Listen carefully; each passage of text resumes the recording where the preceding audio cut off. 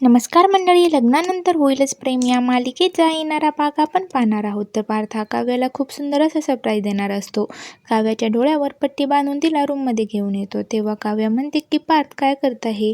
तेव्हा पार्थ म्हणतो की थोडा वेळ थांबा काव्या. तेव्हा पार्थ हा मस्त गुलाबाच्या पाकळ्याने सजवलेल्या हंड्यामध्ये टोपल्यामध्ये काव्याच्या पायाला मसाज देतो. हे पाहून तर आता काव्याला खूपच आनंद होतो. तेव्हा काव्या म्हणते, खरं सांगू का देशमुख, सर्वच बायकांना आपापल्या नवऱ्याकडून अशी प्रिन्सेस ट्रीटमेंट मिळाली ना, थोड्या वेळासाठी का होईना, पण आईपणाचा आणि बाईपणाचं ओझं त्यांच्या डोक्यावरून कमी होईल. हे ऐकून आता पार्थलाही बरं वाटतं.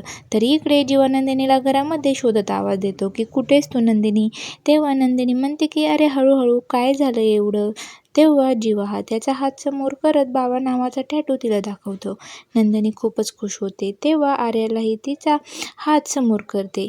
तिच्या हातावर आई नावाचा टॅटू पाहून नंदिनीला मात्र धक्का बसतो.